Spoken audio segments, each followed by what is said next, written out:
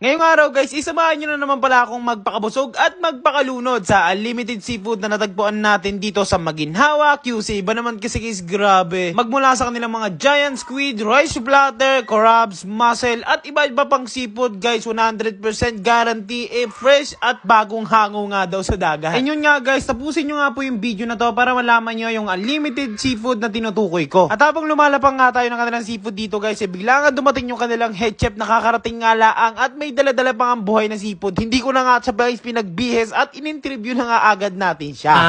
Guarantee ko po sa inyo sir, 100% po siyang fresh and seafoods namin like our crabs. Kasi live pa po siya, pati yung tahong namin live rin po. Bale, dito nga pala tayo guys sa Crabaholic Resto Bar na matatagpuan mo nga lang dito. Syempre sa kabaan na Maginhawa. Tapos guys, kung mapapansin nyo, medyo may kakiputan o malipis yung daan dito. Pero pagkapasok mo naman sa loob, may kita mo guys na parang magic. Ang laki-laki pala netong nasa loob neto. At yung unlimited seafood nga pala nila dito guys, nagkakalaga ng 1299, only crabs, only shrimp, and only mussel naman. Tapos yun guys, para sa akin, the best yung kanilang crabs dito. Kasi yung ginamit na crabs nila, mud crab. Tapos tignan mo yung braso guys, grabe ang malaman talaga, sobra. At hindi lang yan guys, meron din sila dito mga a la carte katulad netong jumbo squid, grabe ang laki neto. Tapos ang sarap, malambot pa. Tapos eto guys, yung kanilang chicken naman kung hindi naman kayo mahilig sa seafood. And para sa aming buong pamilya na kumain dito, nag-enjoy naman po kami dito. Lalong-lalo tong kanilang rice platter na grabe, ang sarap ng kanin nila dito. Tapos guys, para sa akin din, yung video na to para nga dun sa may mga budget. Kung kayo nagre-reklamo na sa mga video ko kasi puro tayo street food, eto,